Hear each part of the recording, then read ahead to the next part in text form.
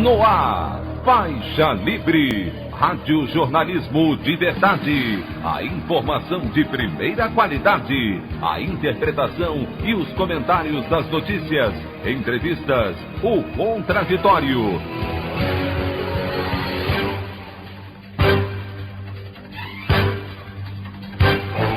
Tudo para aproximar você cada vez mais da realidade do Brasil e do mundo.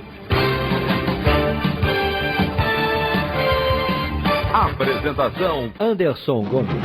Pesquisa Datafolha mostra que a aprovação do presidente Jair Bolsonaro se mantém em 37%, enquanto os que reprovam a atuação do chefe do executivo são 32% da população. Ministro do Supremo Tribunal Federal, Edson Fachin, suspende a alíquota zero para a importação de revólveres e pistolas no país, estabelecida pelo governo federal. Operadora Oi vende rede móvel para consórcio formado pela TIM, Vivo e Claro, como parte de seu processo de recuperação judicial. Essas e outras notícias na edição desta terça-feira, 15 de dezembro do ano de 2020 do programa Faixa Livre.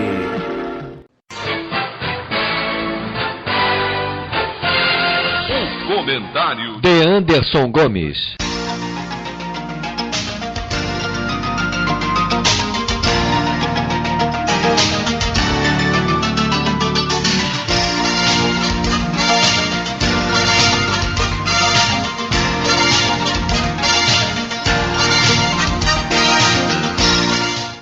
Bom dia, ouvintes. Enquanto uma série de países iniciam a imunização de suas populações contra a Covid-19, o Brasil segue sem sequer uma data para o começo da vacinação. Para piorar, as empresas fabricantes de insumos que vão atender à campanha nacional avisam que já não há determinados produtos no mercado, visto a enorme demanda em todo o mundo. Exemplo disso é o polipropileno, utilizado para a produção de seringas. Isso sem falar que a capacidade de fabricação dessas empresas é reduzida em comparação à necessidade atual. Ao que tudo indica, a vacinação dos brasileiros contra a Covid-19 infelizmente vai avançar e muito o ano de 2022. Eu gostaria rapidamente de mudar de assunto para dizer que essa é a última semana em que nós veicularemos edições inéditas do Faixa Livre em 2020.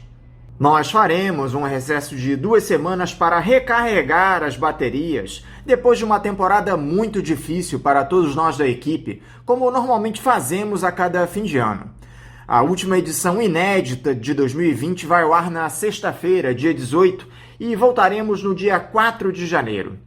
Eu queria ainda aproveitar este espaço editorial para fazer a leitura da coluna da jornalista Cristina Serra, publicada na última sexta-feira no jornal Folha de São Paulo, onde ela fala um pouco a respeito dessa tragédia que temos no país atualmente com o descaso do governo de Jair Bolsonaro diante do Plano Nacional de Vacinação.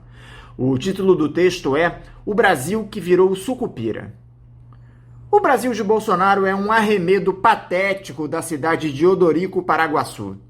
Circula na internet um trecho de assustadora atualidade da novela O Bem Amado, escrita pelo genial Dias Gomes e exibida com grande sucesso pela Rede Globo em 1973.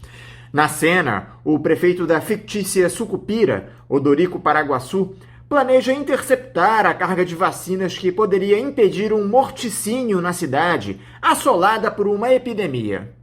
Horrorizado, seu auxiliar, Dirceu Borboleta, alerta que seria um genocídio. Odorico responde com um "e daí?". Para quem não conhece a história, o principal objetivo do prefeito era inaugurar o cemitério da cidade. Mas seu projeto se frustra ao longo dos capítulos porque ninguém morre. No Brasil de 47 anos depois, o drama da vida real é o oposto. O coronavírus já matou 180 mil cidadãos. Mas o desprezo de Bolsonaro pela vida dos brasileiros é o mesmo do político da ficção. A segunda onda da pandemia chegou, tão ou mais feroz que a primeira, mas o presidente acha que estamos no finalzinho dela. Em ócio despreocupado, protagonizou cena digna de comédia pastelão ao inaugurar uma vitrine com as roupas usadas por ele e pela primeira-dama na posse. Enquanto Bolsonaro se presta ao ridículo, as autoridades federais de saúde exibem sua incompetência, depois de terem sido atropeladas pelo governador de São Paulo. Dória criou um fato político ao marcar a data para o começo da imunização no estado em janeiro de 2021, com a Coronavac produzida pelo Instituto Butantan. Ficou patente o despreparo do almoxarife atarantado que ocupa o Ministério da Saúde. Pazuello não tem um plano de vacinação e ainda pergunta se haverá demanda por vacinas. Num país que já foi exemplo para o mundo em imunização, nem sequer sabemos se haverá seringas e agulhas em quantidade suficiente. A Anvisa, colonizada por defensores da cloroquina, não inspira confiança quanto à aprovação dos imunizantes. O Brasil de Bolsonaro é um arremedo patético da sucupira de Odorico Paraguaçu. A opinião do Faixa Livre. Bandeirantes, 1360. Estamos apresentando Faixa Livre. Voltamos a apresentar Faixa Livre. Estamos de volta, ouvintes, com o início da edição de hoje do programa Faixa Livre, que tem na sua produção a jornalista Celeste Sintra, auxiliada pela também jornalista Natália Moraes, tendo no comando do áudio o Francisco. Meu bom dia a todos. E meu bom dia também a você, que pode aqui participar nos enviando mensagens eletrônicas para o endereço ouvinte@programafaixalivre.com.br ou ainda registrando suas participações diretamente nas nossas redes sociais. No Facebook, nossa página é o Programa Faixa Livre. No Twitter e no Instagram, para deixar o seu recado, basta seguir os perfis @PGMFaixaLivre. Lembrando que as participações por telefone estão inviabilizadas, pois durante o período da pandemia do novo coronavírus, nosso programa está sendo gravado no dia anterior à sua veiculação. Pedimos desculpas aos nossos ouvintes que costumam interagir conosco desta forma, mas foi a maneira encontrada pela equipe do Faixa Livre para mantê-los informados sobre o que acontece no país e no mundo com essa nossa visão crítica e, ao mesmo tempo, preservando a saúde dos profissionais que levam o programa ao ar. O Faixa Livre pode ser acompanhado também pelo nosso aplicativo para celulares com sistema operacional Android. O nome do aplicativo é Programa Faixa Livre. Os ouvintes também têm acesso à transmissão pelo nosso site, o www.programafaixalivre.com.br, ou pela página da Associação de Engenheiros da Petrobras, a AEPET, uma das nossas entidades patrocinadoras, no www.aepet.org.br. Para quem perdeu alguma das edições ou quer ouvir novamente o Faixa Livre, os áudios das entrevistas e editoriais estão disponíveis no nosso podcast, nos aplicativos Spotify, Deezer e Castbox. E dando início às nossas entrevistas, eu cumprimento o professor da Escola de Serviço Social da Universidade Federal do Rio de Janeiro, a UFRJ, e ex-candidato à presidência da República pelo Partido Comunista Brasileiro, o PCB, Mauro Iazzi. Mauro Iazzi, bom dia! Bom dia para você, para todos os nossos ouvintes do Faixa Livre. Eu quero te agradecer, Mauro, por novamente você estar aqui conversando conosco no Faixa Livre.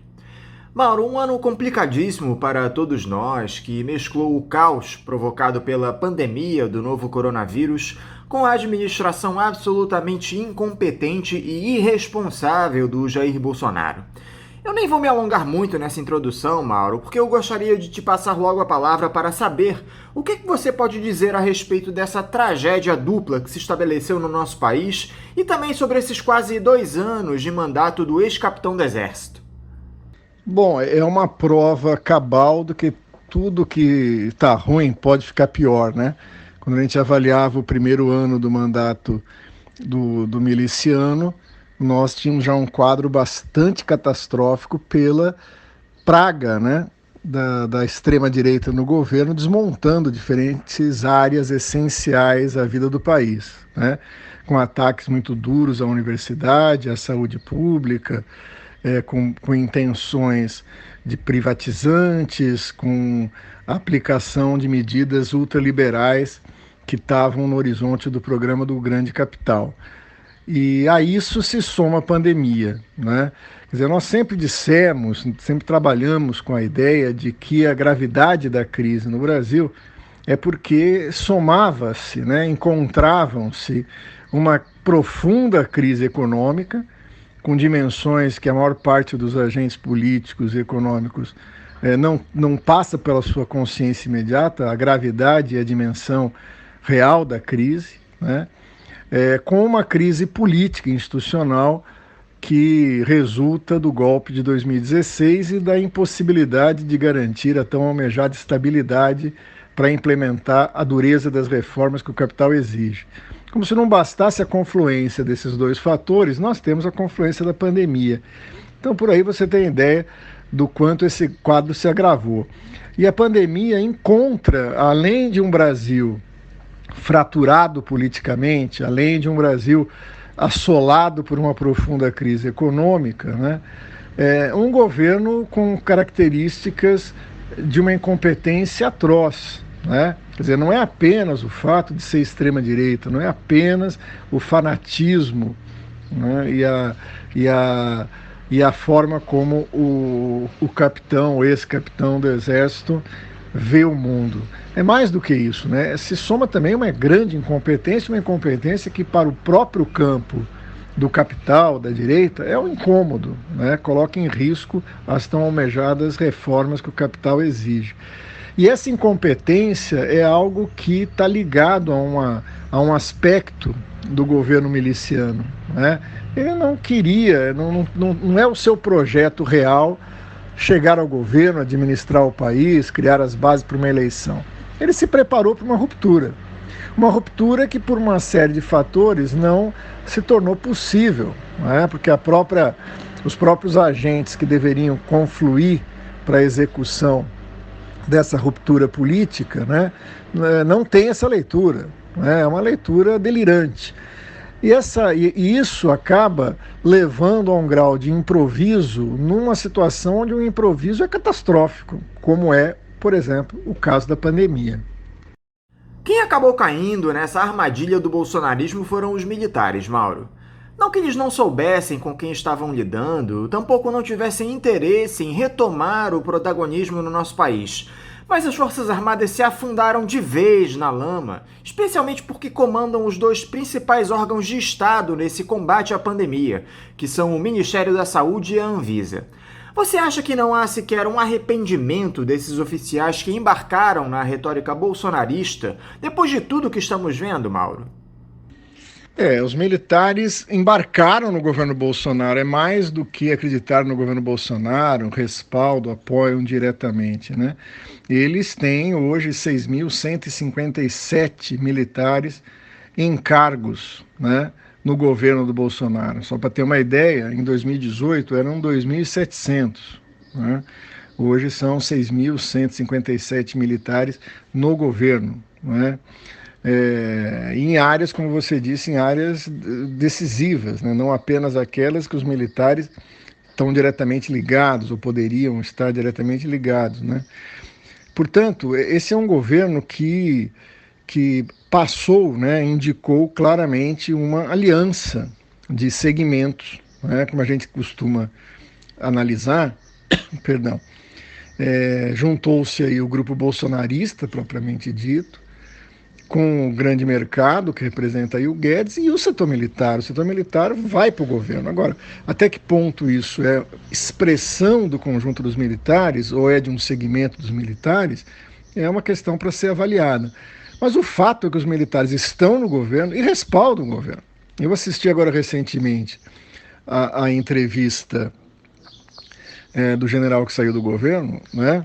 E na Rede Globo ontem, e ele falava, assim, lógico, né, está descontente com o governo, aponta uma série de críticas do governo, mas ele indica claramente qual era o pensamento, né? O pensamento é contribuir com um projeto de afastamento, né, do governo eleito na perspectiva de encerramento de um ciclo. Isso é evidente, né? Não é simplesmente como os cidadãos comuns que, entre duas opções, optam por uma opção que lhe parece mais correta e depois se desiludem, né? Eles participaram ativamente dos movimentos que levaram ao golpe de 16, participaram ativamente no respaldo à transição do Temer e participam ativamente na gestão do governo Bolsonaro. Se o Bolsonaro, pelas suas características, sua incompetência, é um incômodo, também possivelmente é um incômodo para o setor militar, não é?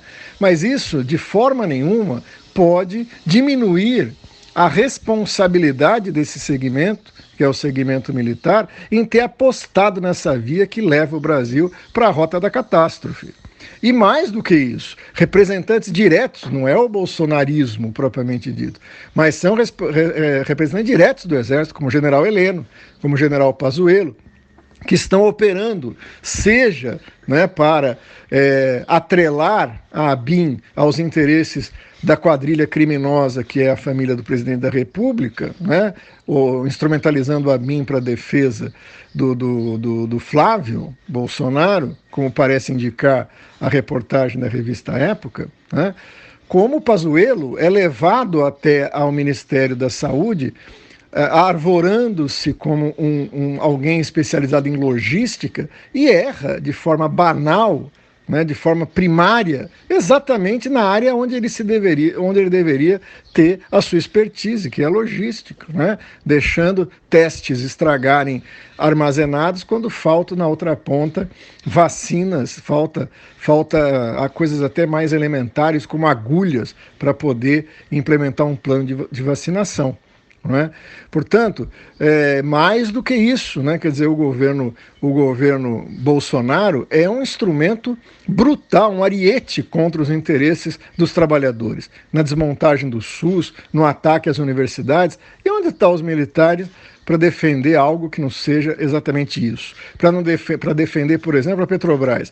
Muitas pessoas associam a corporação militar a um tipo de nacionalismo que não faz nenhum jus a uma análise mais precisa do que é o real, né? Os militares hoje têm interesses econômicos, né? Não digo a corporação como um todo, mas expressões bastante claras das corporações militares, os seus generais, durante a ditadura, foram alçados à condição de grandes interesses econômicos corporativos monopólicos.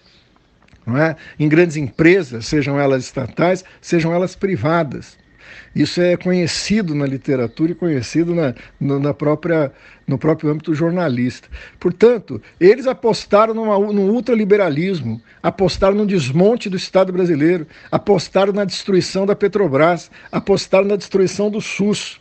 E vão ter que responder por causa disso. Não é um militar ou outro que é expulso do governo, porque entrou em contradição com o núcleo central ali e acabou caindo em desgraça, que vai representar uma consciência crítica.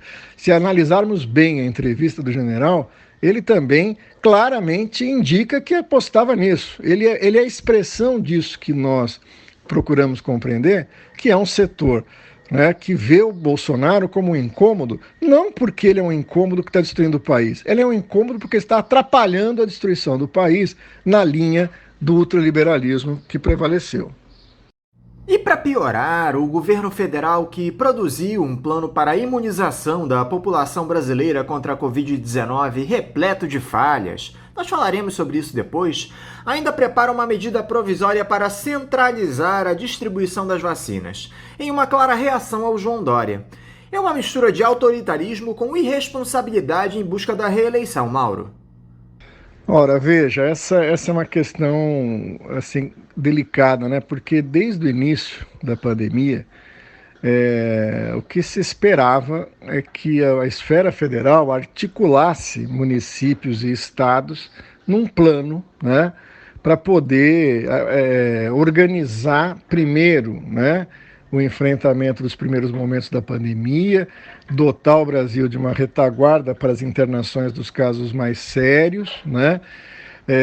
Impor medidas de afastamento, de prevenção, né? De educação para medidas sanitárias essenciais para evitar o alastramento do vírus. Mas o problema é que quem deveria centralizar isso, né, é exatamente o foco do negacionismo, que desde o início nunca tratou com seriedade isso, né? É até uma avaliação um pouco exagerada dizer que isso são motivos políticos, né? Eu não vejo qual é o motivo político que coloca em campos diferentes o Bolsonaro e o Dória em São Paulo, né? Eles estão no mesmo campo, é um campo da direita e da extrema-direita.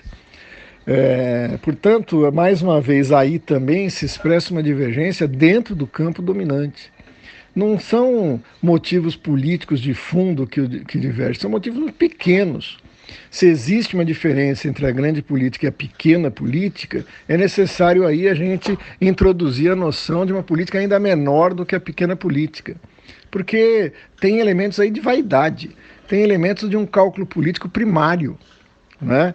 De um cálculo político baseado muito mais em responder e falar para uma base de sustentação do que de fato pensar num problema de gestão ou de organização da máquina política a serviço de enfrentamento de um problema tão grave quanto é a pandemia, né? Quer dizer, então nós temos que tomar todo cuidado diante da forma tacanha com que o presidente nega a doença, porque de fato é isso, ele nega o vírus e nega a não ser aquilo que lhe interesse, né? Porque é estranho alguém que nega o vírus defender um tratamento para o vírus que ele nega, como ele fez veementemente, quase como samba de uma nota só da política de saúde na defesa da cloroquina, né? Precisa tomar cuidado para, diante dessa coisa tacanha, não elogiar um Dória, né, que está, na verdade, fazendo o cálculo político naquela política pequena, né? Ele está pensando em como é que ele pode se beneficiar do enfrentamento da pandemia, né? É evidente que se você faz aí um corte, você tem o corte da ciência, você tem o corte da política da Organização Mundial da Saúde contra o obscurantismo, né? Contra a barbárie, contra o fanatismo, né? E isso leva o Brasil a um enfrentamento absurdo, né? Absurdo. O Jornal da Globo adora falar em politização da vacina, né? Não existe politização da vacina, o que existe é banalização de uma briga pequena, de uma briga mesquinha, né? De alguém que não tem capacidade para emitir uma opinião de mínima qualidade sobre qualquer assunto, né? Ele não pode emitir opinião sobre nada, nem daquilo que ele supostamente entenderia. Quanto mais de uma questão tão séria como deve ser um plano de vacinação, como a gente deve discutir daqui a pouco. Você viu uma ação organizada das esquerdas, tanto para conter a sanha do bolsonarismo, quanto para construir um projeto alternativo a este que está colocado, Mauro, de combate ao neoliberalismo? Os partidos ditos progressistas atuaram de acordo com o tamanho da responsabilidade que o momento exigia? Essa ação da esquerda em resposta ao quadro tão grave que nós estamos enfrentando, evidentemente exigiria uma ação muito mais forte, né? Muito mais decisiva. Agora, eu não estou entre aqueles que jogam o chicote da autocrítica para as próprias costas, né? Dizendo que nós não estivemos à altura da tarefa a ser enfrentada. O que ocorre é que a esquerda foi duramente golpeada, né? Nós somos hoje o resultado de um longo período de destruição sistemática das bases de uma política verdadeiramente de esquerda no país, né? E isso, evidentemente, tem uma responsabilidade direta de um longo período de conciliação de classes, de ilusões extremamente perigosas e nefastas, né? Que desarmou a classe trabalhadora para que ela pudesse estar à altura defendendo os seus interesses. O que ocorre, e que é preciso que se entenda, é que a esquerda é a expressão política, né? Ela tem que ser a expressão política de interesse de classe.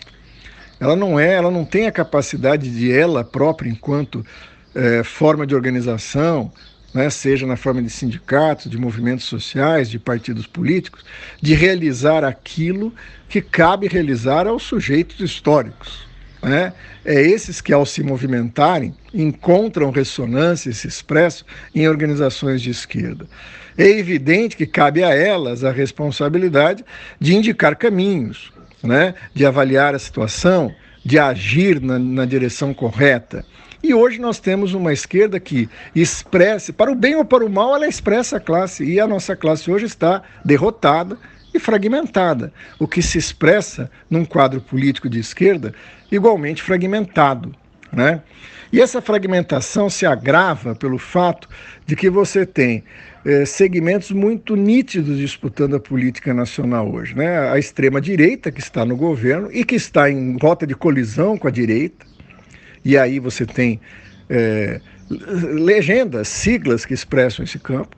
Você tem um centro-direita, né, que é um setor que se desloca da própria direita e que busca se apresentar como alternativa, né? Você tem um centro-esquerda. Isso aí é um incômodo, porque as pessoas que sempre acreditaram que certas legendas, que certas personificações eram à esquerda e que agora ficam com dificuldade de entender que elas ocupam um lugar no espectro político que é o do centro. Sempre ocuparam, mesmo antes, e agora mais do que nunca, né? Quer dizer, veja aí as oscilações que o PDT, por exemplo, expressa, que o PSB expressa. Quer dizer, chamar tudo isso de esquerda é um exagero, né, semântico. E o próprio PT se encontra mais à esquerda nesse espectro, mas também nesse espectro que a gente está aqui identificando de centro-esquerda, né? Eu acredito que você tem, além desse espectro, com representação parlamentar no primeiro momento, e mais além disso, um espectro à esquerda. À esquerda por quê? Porque soube se diferenciar a esquerda no longo período de conciliação de classes, e que hoje paga o preço, né, de uma profunda operação de desmonte da esquerda no Brasil. Seja pela violência, não vamos esquecer que durante todo esse período líderes camponeses foram assassinados, líderes indígenas foram assassinados, líderes de movimentos populares, quilombolas, né, militância de base, teve que viver enfrentando não a poderosa máquina política do grande capital, mas a sua máquina militar, através das polícias militares, através do extermínio, né? Um segundo momento, essa derrota de 2016, né, a derrota que leva a destituição da presidente eleito e a transição com Temer, né, produziu um efeito que não atingiu apenas o PT como força principal e protagonista do longo período de conciliação, mas o conjunto da esquerda. Então, portanto, cobrar agora que a esquerda, nesse cenário dificílimo, fosse alternativa para poder contrapor a extrema-direita e a direita com uma alternativa nacional organizada, é um pouco ilusório, né? Eu acho que a esquerda vai ter que passar por um longo período de reconstrução, de restabelecimento da sua organicidade com a classe. Parte da classe, nesse processo de derrota, migrou para posições de centro, de direita e mesmo de extrema-direita. Então, portanto, a luta hoje não é contra os outros segmentos ou siglas da esquerda, mas, de certa maneira, se enfrentar e se confrontar com segmentos de massa que aderiram ao fascismo, que aderiram ao obscurantismo, né? E isso é um processo lento, é um processo que não se faz da noite para o dia. A responsabilidade da esquerda, e aí eu me refiro à esquerda que não se iludiu com a conciliação de classes, né, é buscar os caminhos que não reproduzam a mesma trajetória, o mesmo desenho estratégico que nos levou ao impasse que hoje nos encontramos. E isso é um problema, porque existe um segmento à esquerda que está bem na fronteira, né, com o centro, e que acredita muito ainda num caminho institucional, num caminho que acaba privilegiando a acumulação de força por via parlamentar, por via eleitoral, e isso é um problema para o conjunto da esquerda pensar em alternativas que fosse à altura daquilo que nós temos que enfrentar no momento histórico.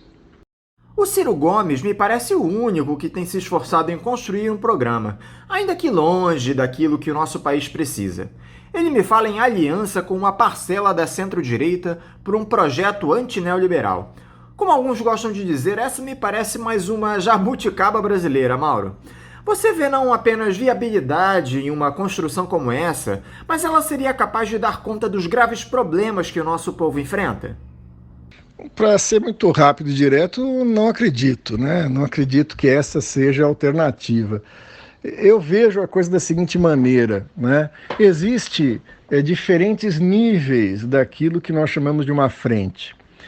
Eu acho que contra o bolsonarismo, isso eu quero dizer que não se trata de um momento eleitoral, que é um momento de resistência, por exemplo, agora para garantir a vacina para todo mundo, agora para defender a universidade que ameaça ser destruída, agora para defender o SUS, né? Defender a Petrobras, defender a continuidade da renda mínima, né? O ataque, portanto, coordenado e organizado contra o bolsonarismo implica numa frente a mais ampla possível. Todos aqueles que no momento se aproximam na mesma direção de ataque ao bolsonarismo são bem-vindos a essa frente. Aí ela pode ser a mais ampla possível. No entanto, essas forças políticas que se confrontam com o bolsonarismo querem coisas diferentes. Então, a política é, em grande medida, a arte de você diferenciar intencionalidades, não é? E as intencionalidades de ataque ao Bolsonaro são diferentes. Por exemplo, a Rede Globo, em um segmento da direita, né, que o Maia, por exemplo, representa, é um segmento que está em rota de colisão com o bolsonarismo. No Maia é mais complexo porque ele está em rota de colisão com o governo que ele próprio e o seu partido apoiam, né, para você ver como as coisas são complexas. Mas por que ele apoia? Né? Porque eles querem a mesma coisa do ponto de vista programático. Eles querem a implementação das reformas. Eles defendem a manutenção e o aprofundamento da reforma trabalhista, da reforma da Previdência, querem a reforma administrativa, né? Querem as privatizações, querem o desmonte do SUS, mas se confrontam com o Bolsonaro não porque ele não quer isso, mas porque ele atrapalha a implementação disso. Um segundo setor, que a gente já transita, né, para o centro-direita e o centro-esquerda, que aqui no Brasil tem uma área de confluência, né, esse segmento é mais radical na crítica ao bolsonarismo, tem críticas pontuais ao projeto, mas não à sua essência. Você diz que o Ciro Gomes, né, trabalha já em dimensões de um programa antineoliberal, mas em que ponto desse programa antineoliberal ele chega à crítica da reversão das privatizações realizadas, da reforma trabalhista, da reforma da Previdência, do desmonte do Estado, não é? Eu acompanhei bem já a campanha do Ciro e agora as suas declarações, e não me parece que ele caminha nessa radicalidade, ou pior, que vários dos elementos que ele aponta são elementos puramente propagandísticos, que ele não tem nenhuma intenção em cumprir. O PT, né, que está nesse espectro aí do centro-esquerda, evidentemente que se opõe ao bolsonarismo, quer ser, inclusive, de maneira continuada, manter-se no protagonismo de principal força contra o bolsonarismo, inclusive eleitoral. Mas isso é a afirmação que a gente ouve do PT. Ele fala muito pouco programaticamente. Né? O Haddad gagueja o tempo inteiro quando vai falar da reforma da Previdência. O fez na campanha de 2018, né? E daí para frente eu não vi nenhuma declaração do Haddad do ponto de vista programático. É para reverter a reforma trabalhista? É para reverter a reforma da Previdência? É para reverter, na sua essência, né, aquilo que está originariamente na Lei de Responsabilidade Fiscal e que resulta numa política de superávit de saneamento financeiro do Estado e compromisso com o grande capital financeiro? Né? Portanto, existem nuances importantes para avaliar do ponto de vista programático. Né? A esquerda que se opõe ao bolsonarismo se opõe fundamentalmente ao programa do bolsonarismo, que é também o programa da direita e do centro-direita e de segmentos do centro-esquerda. Por isso que também a esquerda nesse momento se isola, porque ela é a única no espectro político que radicalmente aponta para a necessidade de mudanças muito mais profundas do que aquelas que estão colocadas. Nesse sentido, a frente é cruzada por um dilema que eu acredito rebaixado politicamente, né? Atenuar essas diferenças diante do perigo e unificarmos todos contra o bolsonarismo. Ora, na ação contra o bolsonarismo estaremos todos, mas a questão de programa, a questão do que queremos para o Brasil depois do bolsonarismo, não pode se diluir numa frente que acabe sendo a alternativa do grande capital para se livrar do incômodo do Bolsonaro para executar o mesmo plano que hoje ele executa. Por isso é necessário que, nesse segundo momento, a esquerda constitui uma frente própria, com clareza, com identidade, para poder disputar os rumos do país para o futuro, e não apenas diante da ameaça que está aqui colocada. Não é da nossa responsabilidade, ou seja, da esquerda, né, rachar ou não a frente ampla contra o bolsonarismo na luta, no enfrentamento contra esse governo miliciano. Nisso nós estamos até em primeiro lugar em todos os lugares, muito mais do que o Maia, por exemplo, que quando a corda aperta, pula e sai na defesa do governo. O detalhe, Mauro, é que o campo progressista precisa se mexer rapidamente, porque os ultraliberais já têm uma estratégia pronta e ela se chama João Dória. Essa politização que ele promoveu da vacina contra a Covid-19, rivalizando com o negacionismo do Bolsonaro, tem tudo para render bons frutos na disputa presidencial. No retrato de momento, e é claro que isso pode se modificar até 2022, temos muito tempo até lá, me parece que o Tucano parte em vantagem. Bom, comecemos por aí, temos muito tempo até lá, né? Que uma parte da esquerda, o centro-esquerda mais precisamente, faz aquilo que Marx, no 18 do Brumário, chamava de acreditar na marcha do calendário, né? Quer dizer, vamos esperar que 2022 vai nos redimir. Eu não acredito nisso, já falei em outras oportunidades aqui, né? O que foi possível expressar-se numa vitória eleitoral na Bolívia foi a resistência desde o primeiro dia do golpe. Enfrentamentos duros, inclusive com assassinatos de lideranças. O que foi possível reverter a vantagem que parecia evidente do Trump nos Estados Unidos e garantir a vitória dos democratas foi muito pouco a personalidade cativante do Biden, né? E foi muito mais os enormes movimentos de rua antirracistas que tomaram conta dos Estados Unidos durante esse ano. Portanto, eu acredito que a receita para poder ter uma alternativa ao bolsonarismo está agora, em 2020, 2021, na resistência popular, na defesa da população, da saúde, contra esse negacionismo da gestão Bolsonaro da pandemia, né? Da defesa da vida, né, pela continuidade do auxílio emergencial e outras frentes de defesa do dia a dia ali da classe trabalhadora, ali que está a receita para que a gente possa ter qualitativamente uma opção ao bolsonarismo. Exatamente pela derrota e pela nossa fragilidade, a disputa hoje está concentrada entre a direita e a extrema-direita. E a direita está, na verdade, fazendo testes. E o Dória é um dos testes. Eu não acredito que seja o único, né? Ninguém dá uma entrevista, dá um espaço de 25 minutos para alguém no jornal na Globo News por nada, né? Quer dizer, existe aí também um balão de ensaio que é o Mandetta, né? Existem outros balões de ensaio, como é o Hulk. E a direita costuma fazer o seguinte: lança vários concorrentes e aqueles, né? É a livre concorrência, a mão do mercado, né? Aquele que se expressar nas condições eleitorais com mais condições de disputa, será aquele que receberá o apoio, mesmo se for o Bolsonaro. O Bolsonaro tem 37% de aceitação, né?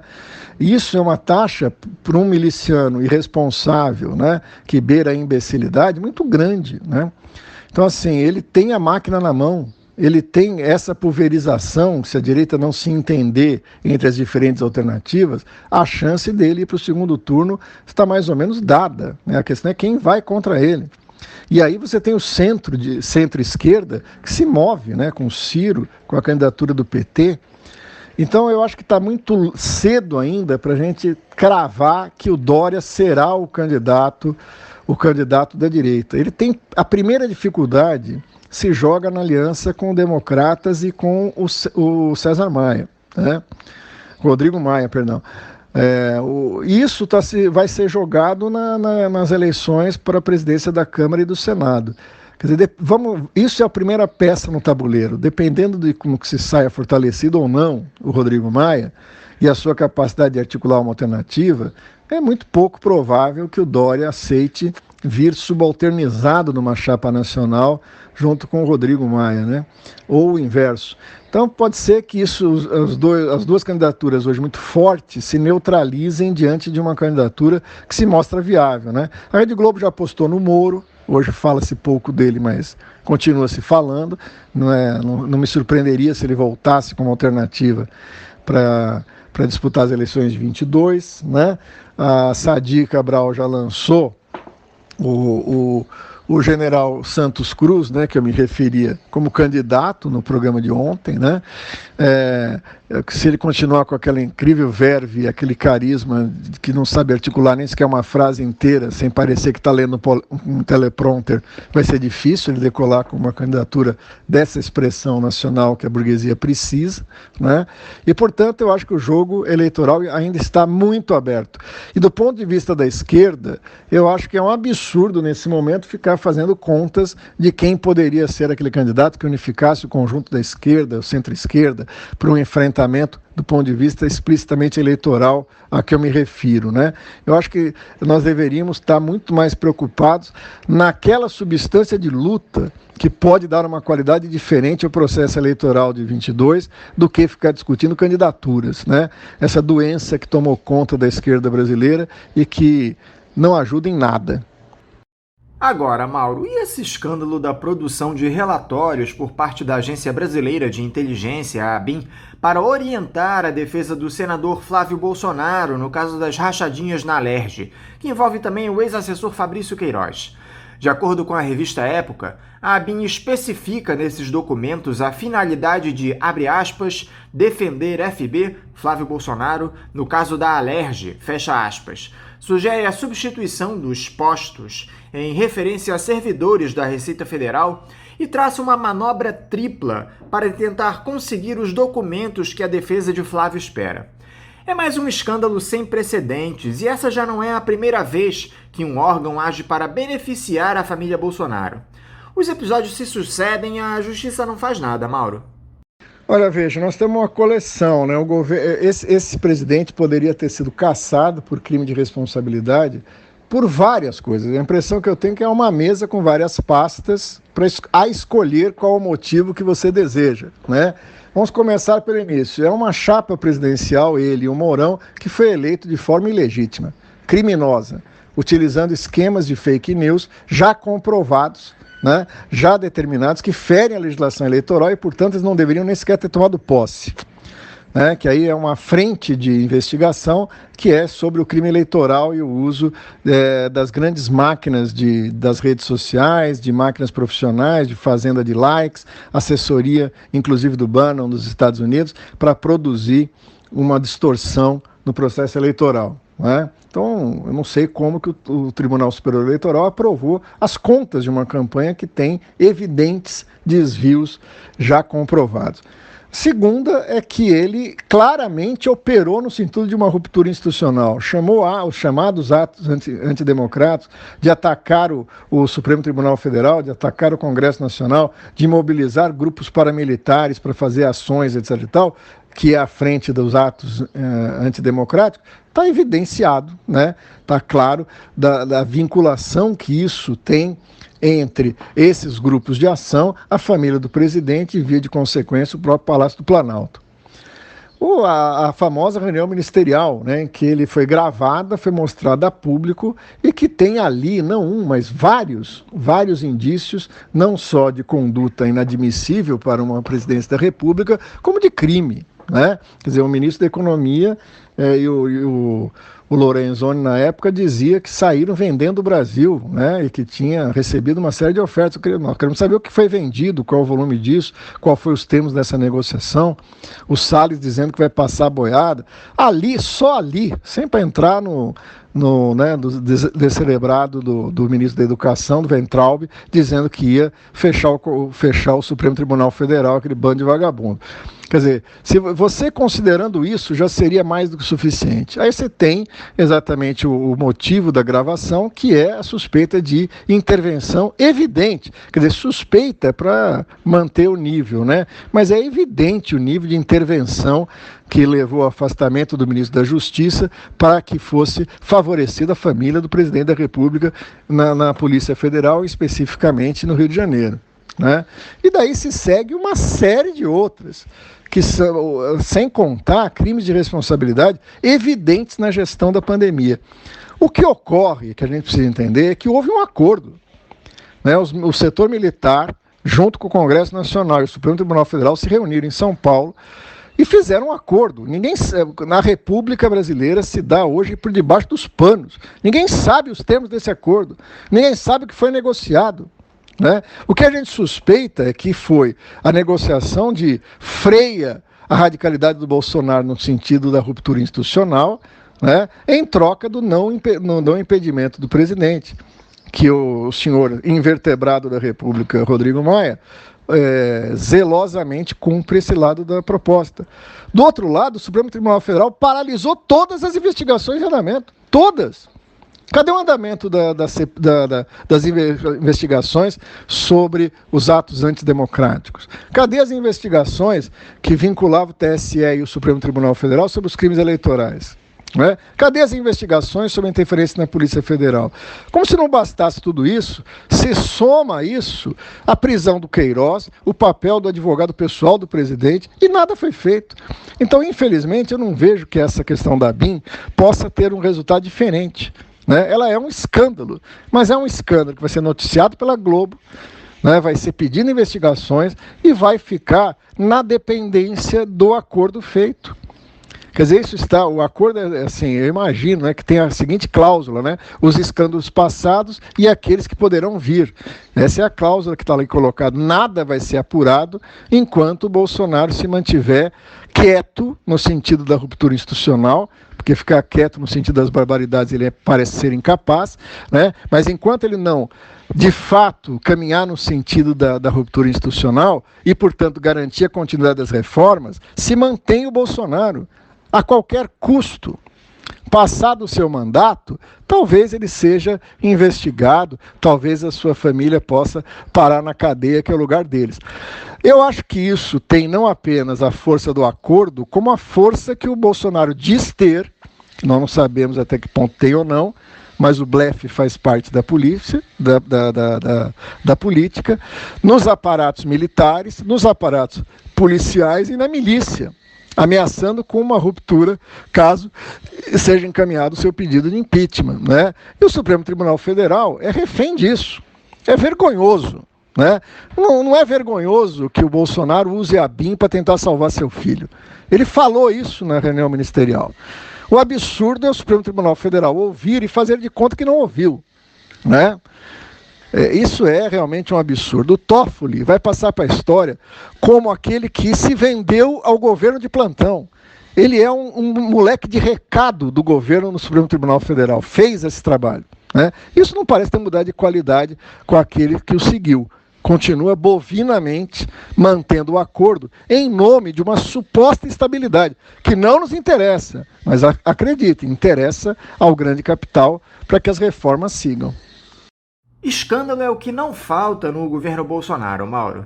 Tivemos também esse crime de falsidade ideológica cometido pelo presidente da República, que foi a inclusão, por intermédio do Ministério da Saúde, de nomes de pesquisadores que supostamente teriam orientado o Plano Nacional de Vacinação contra a Covid-19, quando eles sequer tiveram acesso a esse documento enviado ao Supremo. Você não acha que é hora de a esquerda aproveitar essa disputa política que se abriu entre o Jair Bolsonaro e o Rodrigo Maia pela presidência da Câmara para tentar que o político do DEM aceite a abertura de um processo de impeachment contra o ex-capitão? Não seria o momento de se aproveitar essa rusga, porque motivos legais para o impedimento não faltam? Eu não acredito que o Rodrigo Maia faça isso, porque faz parte do acordo, né? Como a gente disse, faz parte do acordo, ele não vai colocar em pauta nenhum pedido de impeachment enquanto esse acordo prevalecer, né? Eu temo muito não que o Bolsonaro possa, né, ter força suficiente para poder ganhar a presidência do Senado, da Câmara, impor a sua política, né? Isso seria catastrófico, mas essa é uma continuidade, vamos dizer assim, esperada dos acontecimentos. O problema é que, se o Bolsonaro ficar evidentemente derrotado, se ficar claro para ele, para o seu grupo, né, de que o espaço se fechou, né, e ele não tem nenhuma expectativa, né, de controle do Congresso, de poder passar a sua cruzada santa na política de valores, na política social, no desmonte, porque na pauta econômica não há nenhuma divergência com o invertebrado do Rodrigo Maia e do bolsonarismo, ele pode, aí sim, entrar numa política de desespero. Né? As pessoas costumam dizer, não, mas ele não fará isso porque, né, existem pessoas que têm muito a perder e vão evitar. Isso é acreditar que existe um espaço de sanidade onde não existe. Né? Ele pode realmente tocar isso. Né? A questão da vacinação é seríssima. Alguns amigos meus sempre disseram o seguinte, né, porque o otimismo é uma doença incurável, né? Sempre disseram que a situação é catastrófica, mas na hora do plano de vacinação, o Brasil tem expertise, tem acúmulo de experiências muito grande, né? Tem a Fiocruz, tem o Butantan, tem instituições com profissionais extremamente capacitados. Então o que o governo vai fazer é diminuir o tom da baboseira, chamar quem sabe fazer e montar um plano de vacinação e tudo vai dar certo. E nós estamos vendo aí o resultado.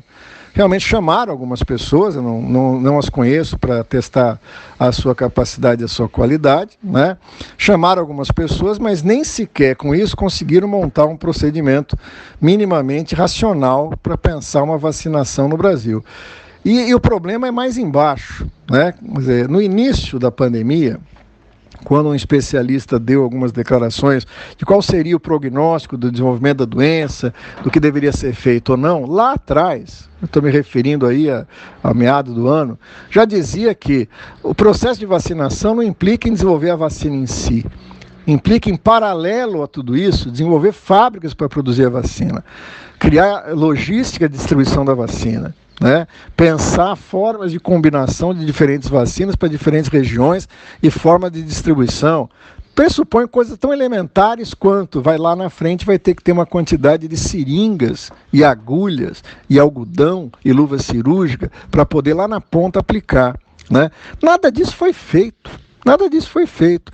A especialista da Fiocruz declara que o Brasil perdeu o time da vacina e eu concordo com ela. Nós vamos correr atrás, né? A vacinação vai se dar em cada um dos estados de forma desordenada, né? Não vai haver um plano nacional de vacinação digno desse nome.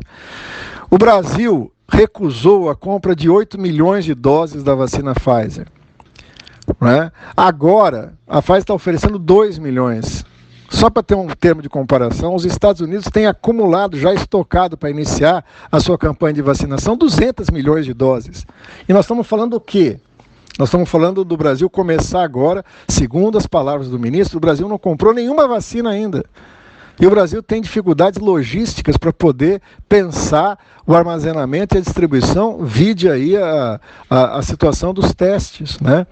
E temos um descerebrado na presidência da República e um capacho no Ministério da Saúde. Né? Incapaz de levantar a voz e dizer, bom, desculpe aí, mas agora se trata de uma campanha de vacinação, vamos organizá-la. Né? Ele faz piada.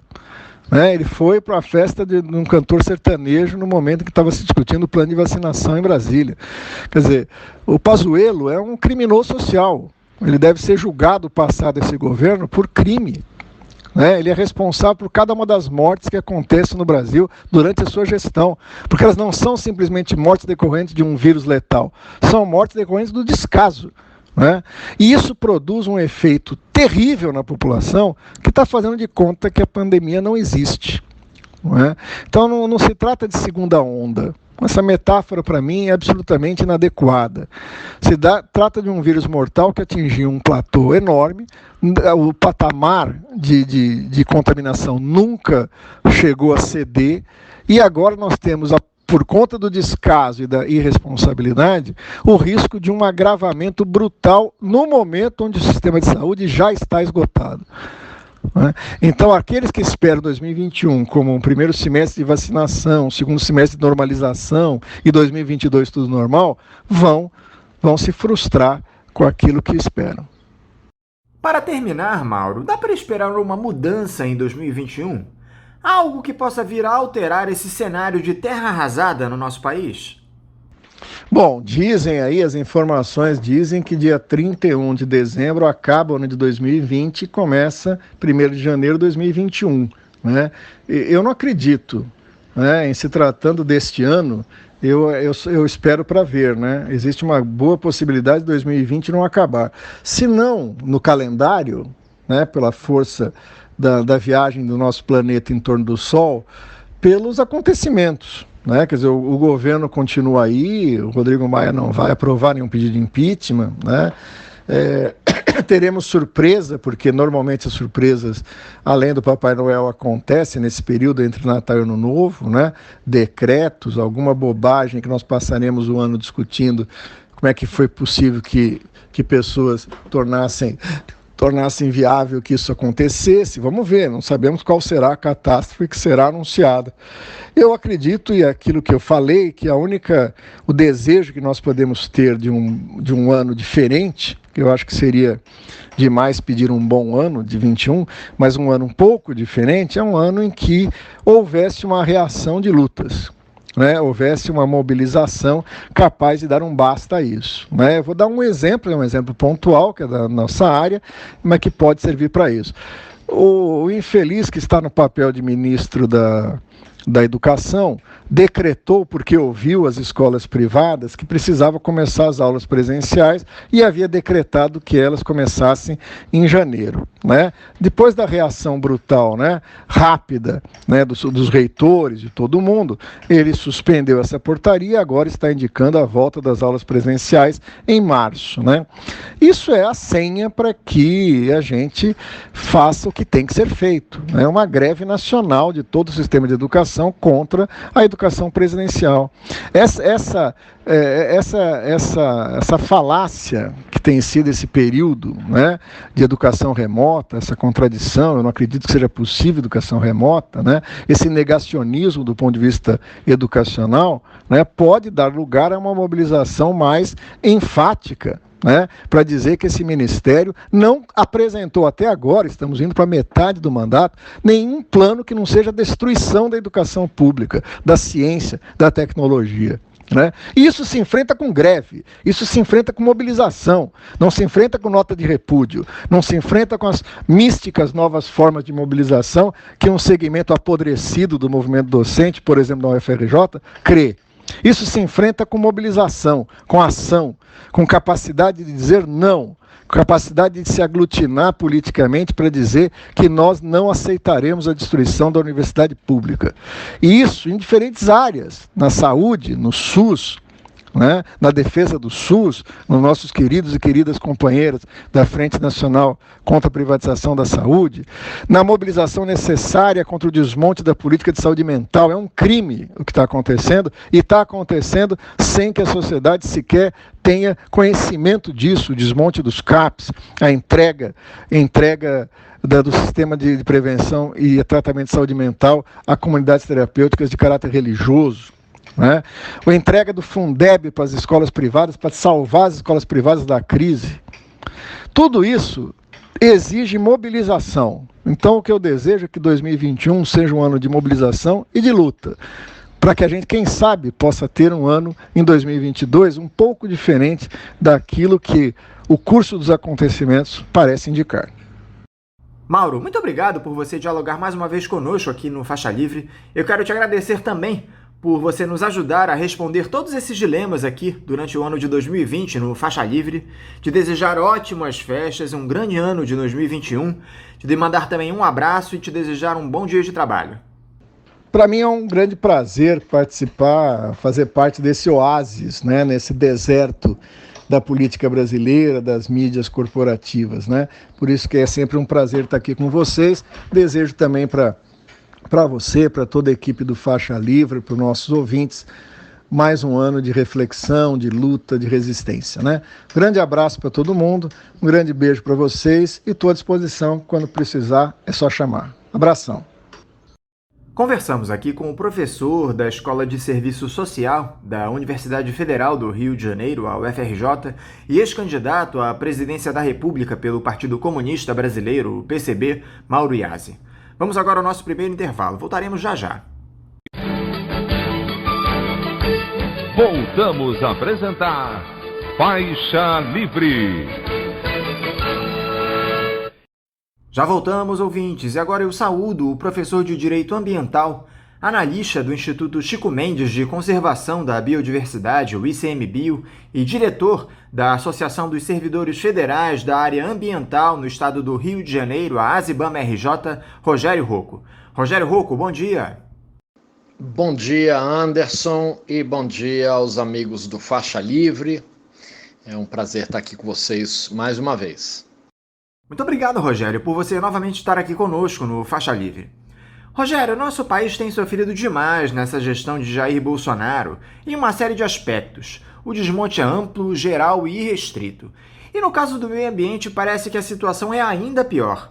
A destruição dos nossos biomas, a Amazônia, o Pantanal, o Cerrado, a Mata Atlântica, com desmatamento provocado por queimadas e pela ação de madeireiros, o que amplia não só a produção de gases do efeito estufa e coloca em xeque nosso compromisso com o Acordo de Paris, como também põe o país em total descrédito com os demais líderes mundiais. O desmonte dos órgãos de proteção como o IBAMA, o ICMBio, o próprio CONAMA.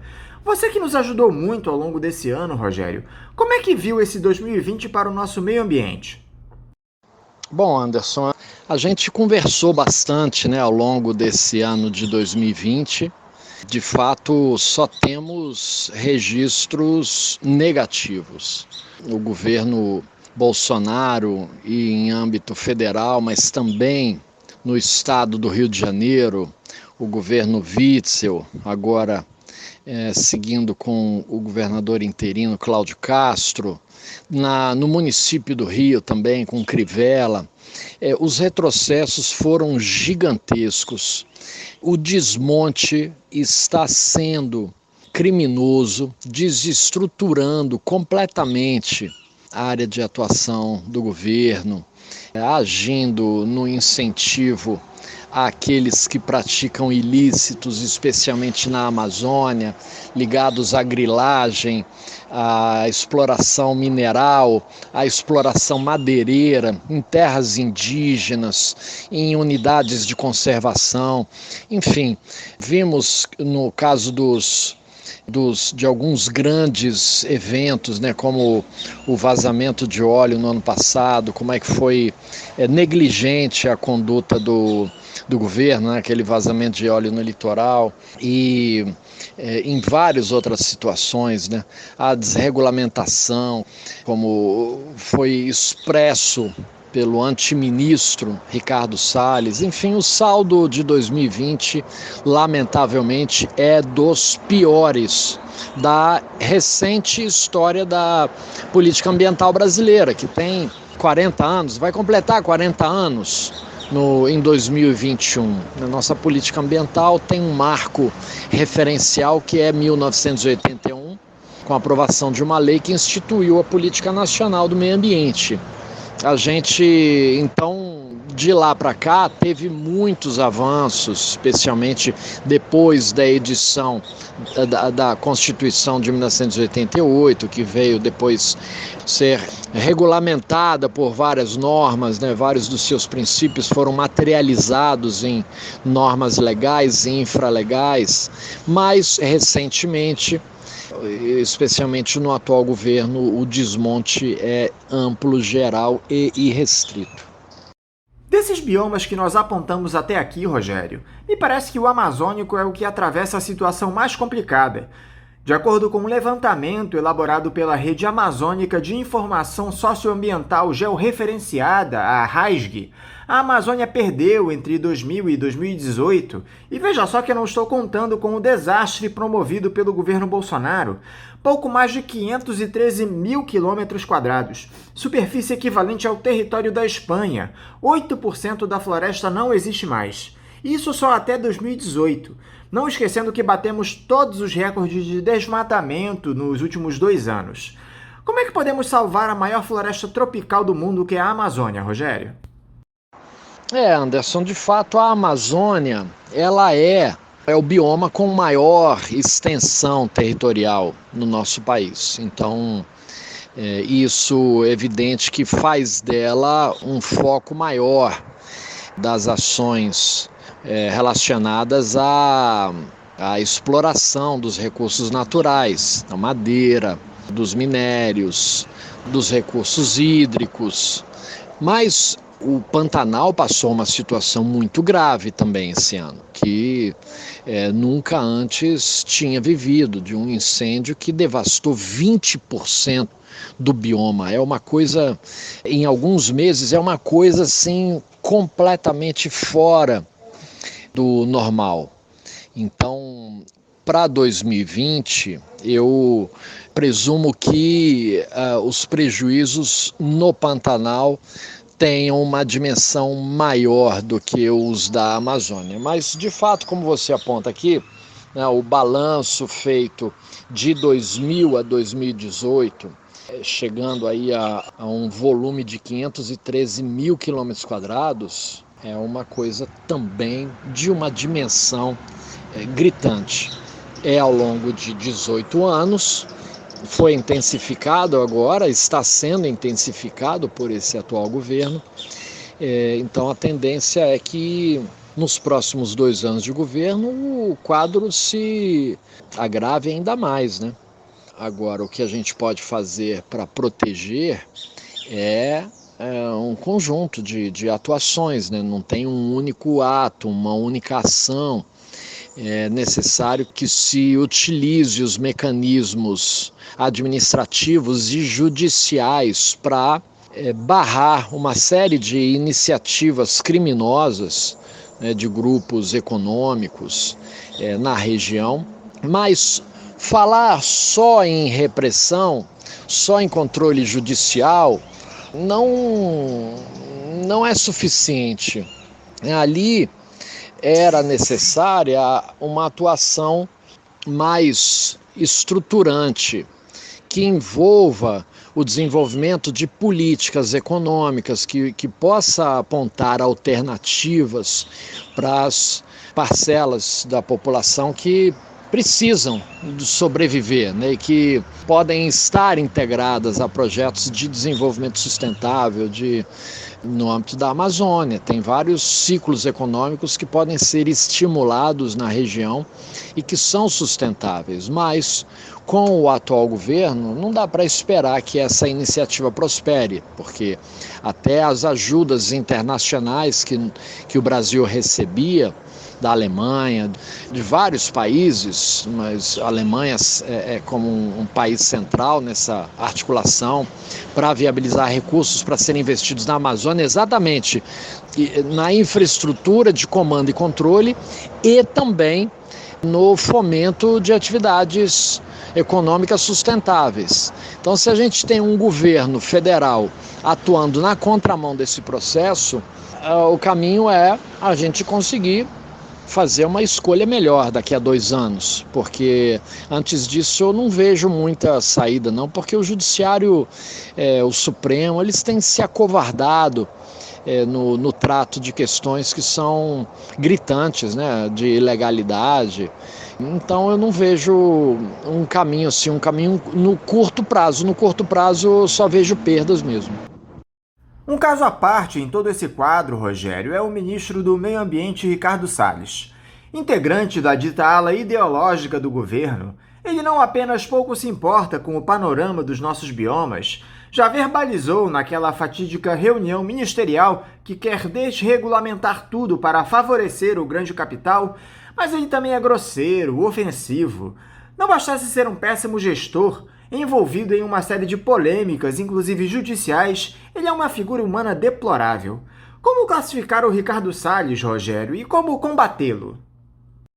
Olha, Anderson, esse Ricardo Salles é um delinquente, é um sujeito que já chegou condenado por fraudar processos relacionados ao zoneamento de uma unidade de conservação no estado de São Paulo para favorecer atividades minerárias, quando ele era secretário de Meio Ambiente do estado.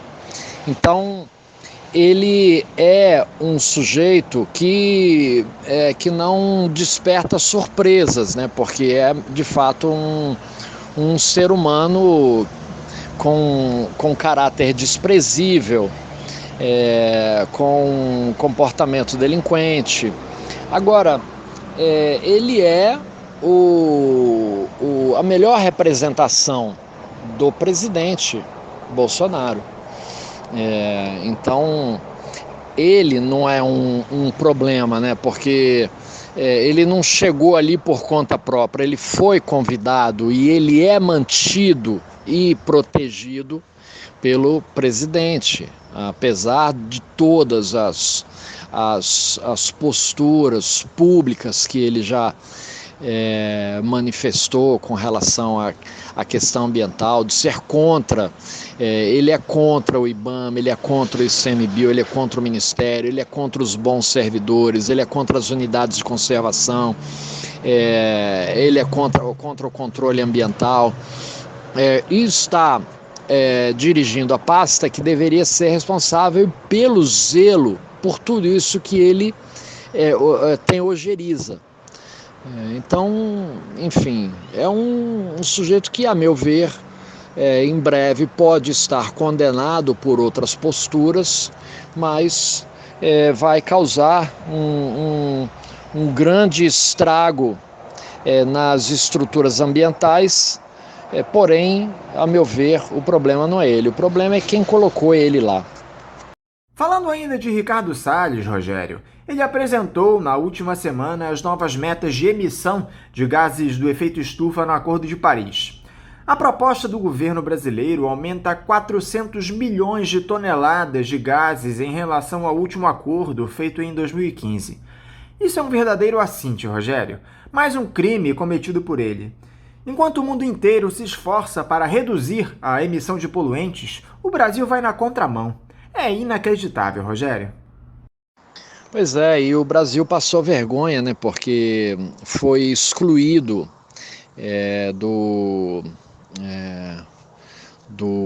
da conferência preparatória do clima, exatamente porque o mundo já percebeu que o Brasil agora é um pária, é a escória do mundo, e que chamar o Brasil para participar de reuniões que tenham como objetivo instituir políticas globais, articulações, cooperações para diminuir as emissões dos gases causadores do efeito estufa, para estabelecer políticas de captura de carbono, é infrutífero, é inútil e até constrangedor.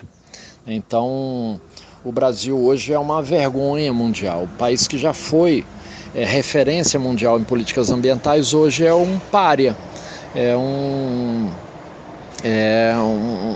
exemplo do que não deve ser feito no mundo inteiro, é motivo de vergonha para nós brasileiros, infelizmente. O trabalho das nossas oposições tem surtido algum efeito, Rogério?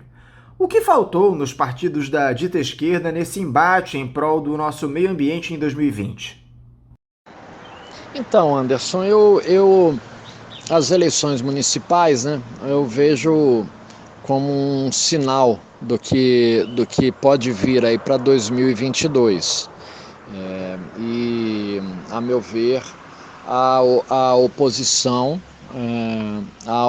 a esse governo, ou mais os grupos mais à esquerda, os partidos mais à esquerda, não conseguem superar suas vaidades, suas individualidades, seus interesses mesquinhos, em nome de uma aliança para derrotar esse grande mal que o atual grupo que está no poder tem causado ao país de uma forma geral. E o Rio de Janeiro foi exemplo disso. Tivemos vários partidos de esquerda, cada um com suas candidaturas, e todas elas naufragaram no primeiro turno. É uma postura vergonhosa e que lamentavelmente deve se repetir em 2022. Então a gente vai acabar ficando como ficou no Rio, creio eu, mas torço para estar errado, entre a opção do obscurantismo, do negacionismo, ou a opção de um governo de direita, pelo menos comprometido com a institucionalidade e com a ciência e com qualquer outro valor mínimo, básico da existência coletiva. Então, eu acho que ainda é tempo da esquerda repensar suas posturas e tentar construir um caminho comum para 2022. Mas eu, sinceramente, não acredito nessa possibilidade. A população brasileira tem se dado conta do tamanho do problema, Rogério. Toda essa destruição já está afetando a nossa geração, com fenômenos climáticos cada vez mais extremos, a poluição se ampliando e provocando uma série de doenças respiratórias. Será que o nosso povo percebeu de fato a urgência que temos? O que cabe às pessoas em um cenário como esse? Olha, Anderson, eu acho que a população não deu conta de nada. Tem uma parcela gigante da população que está preocupada com sua sobrevivência, evidentemente, né, em razão aí da pandemia, então está torcendo para que o Estado permaneça financiando com esses apoios emergenciais a sobrevivência delas, que aí quem tem fome não tem muita condição de estar pensando no longo prazo, né? Tem que resolver um problema básico, isso é uma grande parcela da população. Mas há uma outra parcela que não passa fome, que está estabelecida, que tem condições adequadas e que vive também no seu individualismo, na busca pelo sucesso individual e não está ligado às questões coletivas, globais, como é a questão ambiental. Nós estamos já num processo de mudanças climáticas, mas as repercussões, ou melhor, né, as consequências dessas mudanças climáticas ainda nem começaram.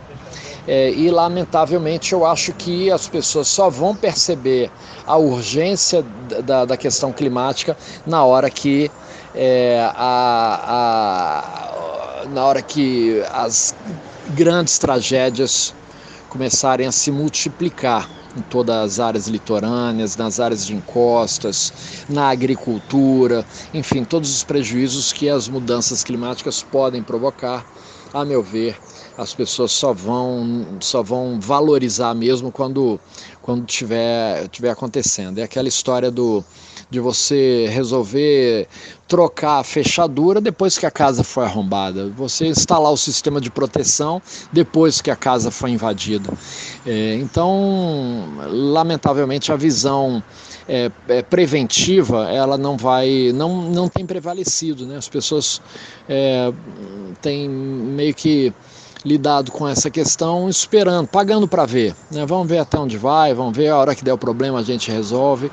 E com a questão ambiental isso pode ser um suicídio, né? E então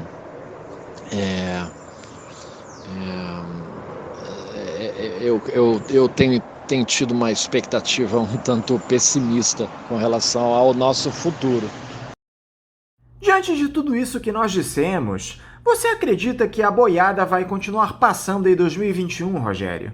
O que é que pode ser feito para evitarmos uma tragédia ainda maior no nosso país? Então, a boiada está passando,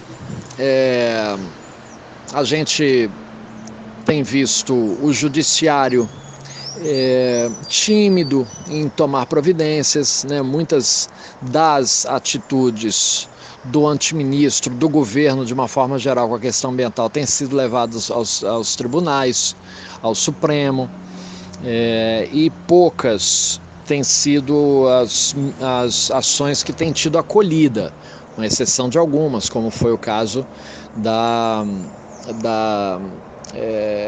anulação das resoluções do CONAMA, que protegiam as áreas de preservação permanente, os manguezais, restingas e etc. Essa foi uma ação que foi acolhida e o Supremo derrubou essa revogação. Mas em grande parte dos casos isso não tem acontecido. Então a perspectiva é de que em 2021 e 2022 continue esse processo. 2021, que é um ano sem eleição, a probabilidade dessa desregulamentação avançar é muito grande. Estão aí falando numa reunificação de IBAMA e ICMBio, e de outras formas de desestruturar a atuação da fiscalização, do controle ambiental, delegando de forma irregular competências para o Exército, que não tem capacidade de lidar com isso, como o IBAMA e o ICMBio. Então, a não ser que algum fato novo muito relevante mude o rumo da história, a tendência é que em 2021 esse processo avance ainda mais do que avançou nesse ano. Rogério Rocco, muito obrigado por novamente você estar aqui conosco no Faixa Livre. Eu quero te agradecer também por toda a ajuda que você nos deu aqui durante o ano de 2020 para ajudar a responder todas essas questões relacionadas ao nosso meio ambiente. Espero que em 2021 você possa estar conosco aqui também no programa. Eu quero te desejar um ótimo ano, boas festas, te mandar também um abraço e te desejar um bom dia de trabalho. Obrigado, Anderson. Obrigado a Celeste, ao Paulo Passarinho, os amigos todos do Faixa Livre. Foi um prazer acompanhar vocês durante esse ano.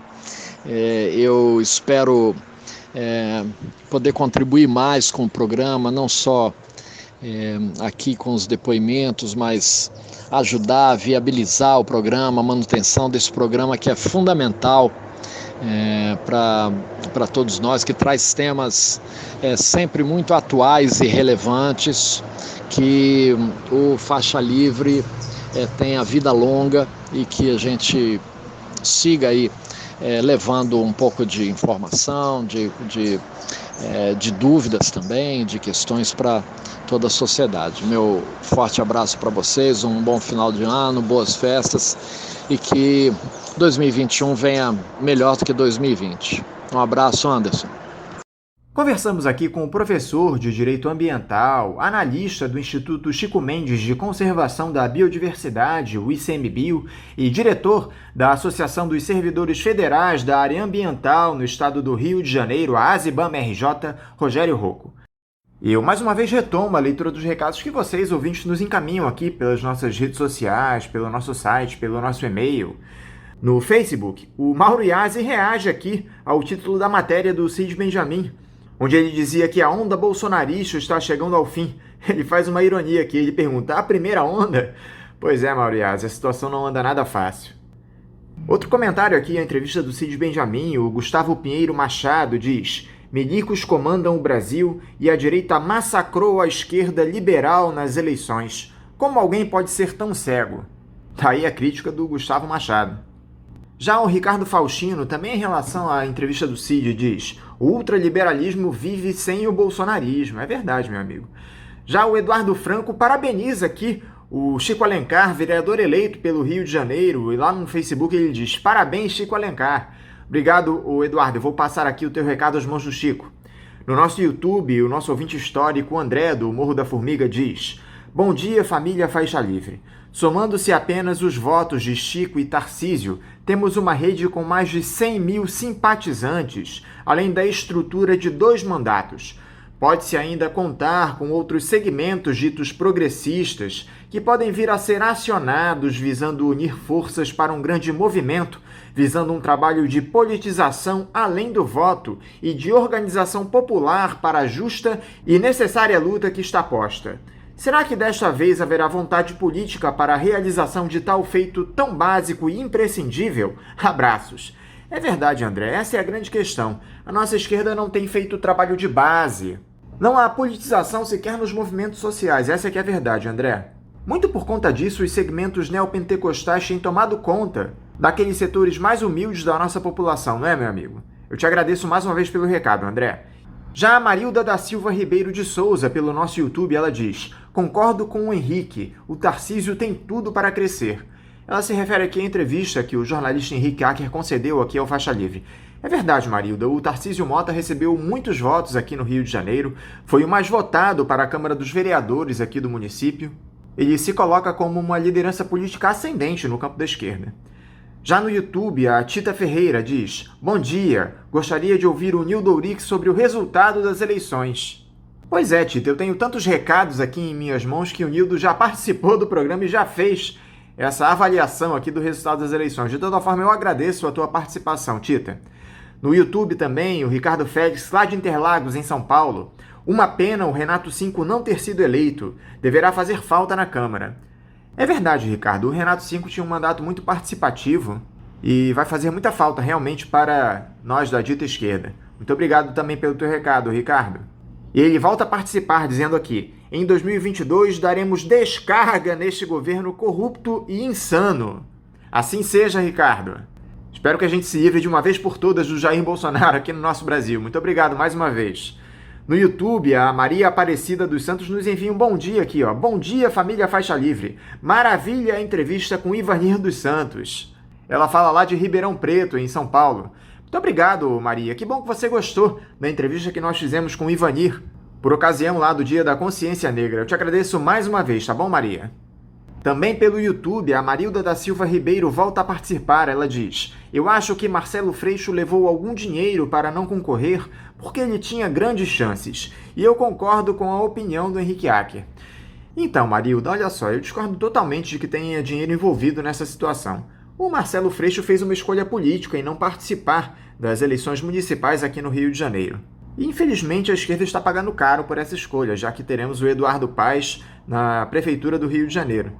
O Marcelo Freixo tinha boas chances de vitória caso ele concorresse, mas ele abriu mão da candidatura. Mas eu volto aqui a dizer que não tem dinheiro envolvido nessa história não, tá bom, Marilda? Eu te agradeço o teu recado. No nosso YouTube, o Alfredo Jorge Martins nos incentiva aqui, ele diz: Vamos faixa, saravá, Ivanir dos Santos. Obrigado pela tua audiência, Alfredo. O Raimundo Nonato, pelo nosso Facebook, diz: Sou ouvinte desde Ricardo Bueno. Hoje ele está no céu, com certeza. É verdade, Raimundo. Muito obrigado pela tua audiência. O Ricardo Bueno, que foi o precursor aqui no nosso Faixa Livre, o nosso primeiro apresentador, um grande jornalista que deixa saudades a todos nós, não é não, Raimundo? Eu te agradeço mais uma vez pela tua audiência e pelo teu respeito aqui a nós no Faixa Livre, Raimundo. Muito obrigado. Agora, na entrevista que nós fizemos aqui com o Edson Diniz, lá do Redes da Maré, pelo nosso Facebook, o Wilson Lopes diz: O mesmo vírus que mata é o que provoca a redução do número de mortos pela ação da polícia nas comunidades. Excelente entrevista. Parabéns, Anderson e equipe. Wilson, muito obrigado pelos elogios. Que bom que você gostou da entrevista que nós fizemos com o Edson Diniz. Uma pena que essa realidade tenha mudado nos últimos tempos, Wilson. A polícia voltou com sua política de extermínio, nós temos visto aí uma série de mortes. Tivemos recentemente as mortes brutais das meninas Emily, de 4 anos, e Rebeca, de 7, lá em Duque de Caxias. Infelizmente não há nada o que comemorar no que diz respeito às mortes nas favelas do Rio de Janeiro e nas comunidades pobres. De toda forma, eu agradeço o teu recado, tá bom, Wilson? O Márcio Berclaz, pelo nosso Instagram, Trincheira Radiofônica, elogiando aqui o Faixa Livre. Muito obrigado, Márcio, pela tua audiência de sempre. O Sérgio Torres também elogia aqui o nosso programa pelo nosso Instagram. Ele diz: sempre um excelente programa. Mais uma vez, o André do Morro da Formiga participa dizendo o seguinte: Bom dia, família Faixa Livre. A farsa da democracia representativa burguesa, especificamente no caso do Rio de Janeiro, deve ser ainda mais denunciada e boicotada, em virtude das lamentáveis opções disponibilizadas para a população que ainda participa da grande farsa que são as eleições. Sem esquecermos de responsabilizar as ditas oposições que não conseguiram um mínimo consenso para o lançamento de um candidato com chances reais. Abraços. André, eu faço coro aqui às suas críticas à nossa dita esquerda. Mas isso que você chama de farsa da democracia representativa burguesa, infelizmente, é a escolha da nossa população, meu amigo. É justamente a esquerda que tem de fazer trabalho de base para que essa situação se modifique. Além disso, nós temos de combater essa hegemonia da mídia dominante e fortalecer veículos alternativos de informação como o Faixa Livre e muitos outros. Só assim, a nossa população terá senso crítico e capacidade de, nas urnas, responder a essa que você chama de farsa da democracia representativa burguesa. Muito obrigado, André, pelo teu recado. Pelo YouTube, a Mirtes Cohen diz: Só se fala em eleitos homo, trans, negros e mulheres, mas não se fala em eleitos nacionalistas e nem quantos são os eleitos entreguistas. Há muito identitarismo impregnado nessas eleições. O sou negra e favelada deve ser substituído por não vendo meu país nem minha cidade. Tá aí a crítica da Mirtes Cohen a esse chamado identitarismo que se estabeleceu aqui no nosso país. Mirtes, eu te confesso que eu não condeno as pautas identitárias aqui no nosso país. Elas são extremamente necessárias. A grande questão é que está sendo deixado de lado o grande problema do nosso país, que é a desigualdade social. Parece que a população não entende que, quando se consegue igualdade social, todas as pautas identitárias estão contidas aí nesse pacote. Muito obrigado, Mirtes, pelo teu recado e pela tua crítica. Lembrando a vocês, ouvintes, que queiram entrar em contato conosco aqui no Faixa Livre, podem enviar os seus comentários para o nosso e-mail, que é o ouvinte@programafaixalivre.com.br, para o nosso site, o www.programafaixalivre.com.br, pelo nosso canal no YouTube, que é o Faixa Livre, ou pelas nossas redes sociais, no Facebook, Twitter e Instagram. Vamos agora a um novo intervalo. Voltaremos já já. Voltamos a apresentar Faixa Livre. Estamos de volta, ouvintes, e agora eu cumprimento o presidente do Sindicato dos Professores do município do Rio de Janeiro e região, o Simpro-Rio, Oswaldo Teles. Oswaldo Teles, bom dia. Bom dia, Anderson, bom dia, ouvintes. Estamos mais uma vez aqui para fazer um bom debate. Oswaldo, muito obrigado por você dialogar mais uma vez aqui conosco no programa. Oswaldo, 2020 vai chegando ao fim, esse ano que colocou uma série de desafios para todos nós, que estabeleceu novos parâmetros de sociabilidade e que, na área da educação, foi especialmente difícil por conta de gestores públicos irresponsáveis diante de uma pandemia. Qual é o balanço que você faz de 2020 no Simpro-Rio, Oswaldo? Este ano vai entrar na história do sindicato como um ano mais importante em termos de resistência e luta. O sindicato nunca atuou tanto, por incrível que pareça, na sua história, como aconteceu esse ano. Iniciamos o ano com a perspectiva de fazer uma grande luta de campanha salarial e contra um governo absolutamente contra a sociedade, contra o povo, e encontramos a pandemia. E na pandemia enfrentamos uma dificuldade muito grande, porque as autoridades estaduais, municipais e o patronal, desde o início, foram contra o fechamento das escolas.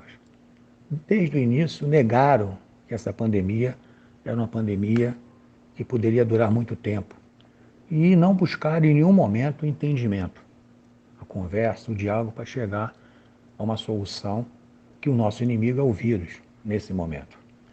E, evidentemente, o Simpro-Rio se mobilizou, se organizou, enfrentou uma situação muito difícil, teve que se reorganizar, como quase todos os trabalhadores e as suas organizações, e fizemos mais de 100 dias de greve, e ainda estamos num enfrentamento muito grande.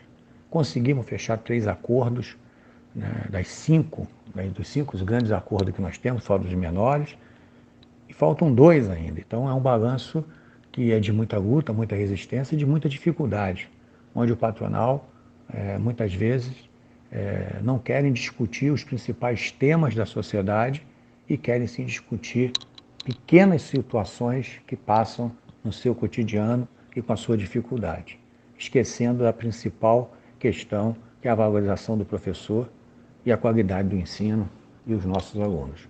Então foi um ano muito difícil, está sendo um ano muito difícil, que ainda não acabou. Ainda estamos em campanha salarial em 2 frentes. Fizemos uma assembleia no sábado, que foi muito importante para nós, né, que novamente alinhou a categoria nos seus princípios. Então é um balanço em que nós colocamos que a sociedade vive um drama muito grande, onde a luta hoje é por vida e, ao mesmo tempo, temos que brigar pelos nossos direitos. E mais do que isso, nós temos que hoje fazer uma grande campanha pela vacinação para todos e o mais rápido possível, porque é um boicote imenso das autoridades federais, das autoridades estaduais e municipais. Então é um balanço muito firme da nossa luta, de muita certeza do que nós estamos fazendo e sabendo que são anos difíceis e que nós temos que enfrentar com muita unidade. E os professores e as professoras estão firmes nessa luta e na unidade. Vocês esperavam essa avalanche de acontecimentos, Oswaldo? Por exemplo, a atuação dos administradores públicos nas esferas federal, estadual e municipal surpreendeu vocês?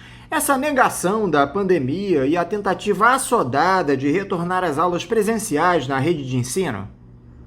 Vem acontecendo nos últimos anos no Brasil, não dá para a gente mais tomar surpresa, né? Infelizmente, a gente percebe que um grupo de pessoas totalmente racionais, baseado no ódio e na negação da sociedade e da vida, estão hoje dirigindo o nosso país. Infelizmente, há um grande segmento da sociedade que apoia isso. E aqui no Rio de Janeiro nós temos governos que apoiam essa política e nós temos um conjunto de patronal que segue essa política. Então, essa luta que nós enfrentamos esse ano é um reflexo muito grande da capacidade desse patronal de não dialogar. Eles não querem dialogar naquilo que é mais importante, que é o sentimento que vive na sociedade. Eles apenas pegam esse pedaço da sociedade irracional e que tem como ódio como a sua matriz principal e leva isso aos últimos termos. O sindicato, evidentemente, desde que a gente assumiu a direção do sindicato, a conjuntura só foi desfavorável.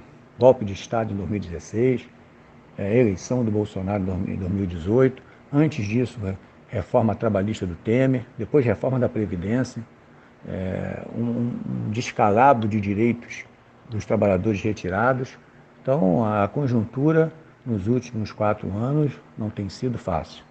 E, evidentemente, a nossa luta cada vez aumenta, né? A nossa resistência cada vez mais é fundamental para enfrentarmos o dia a dia.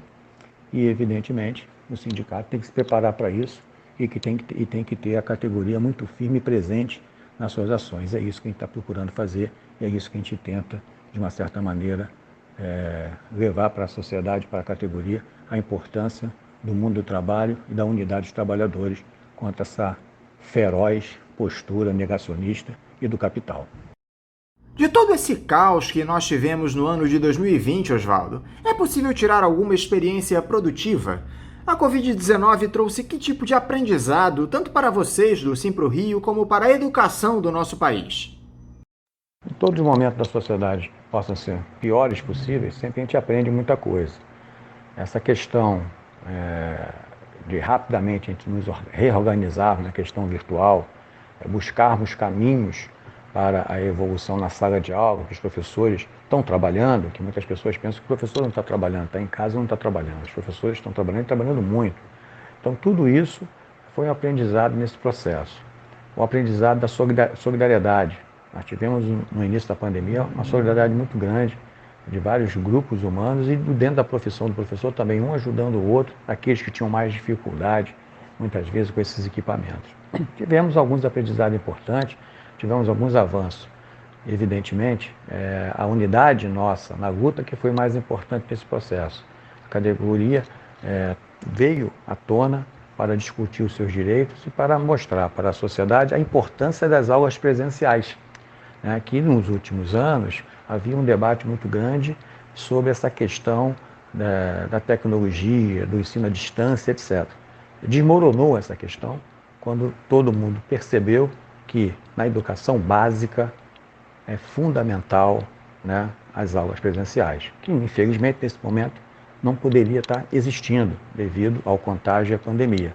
Mas a presença do professor e da professora, o contato humano, a afetividade, a relação de produção do conhecimento é fundamental que seja presencial. Então isso foi importante nessa análise, tivemos alguns estudos importantes sobre isso e nós estão tendo. Então isso é fundamental. Então, em toda dificuldade, sempre tem algumas coisas positivas que a gente pode aprender. E é nessa dificuldade que nós temos que enfrentá-la e temos que, evidentemente, modificá-la.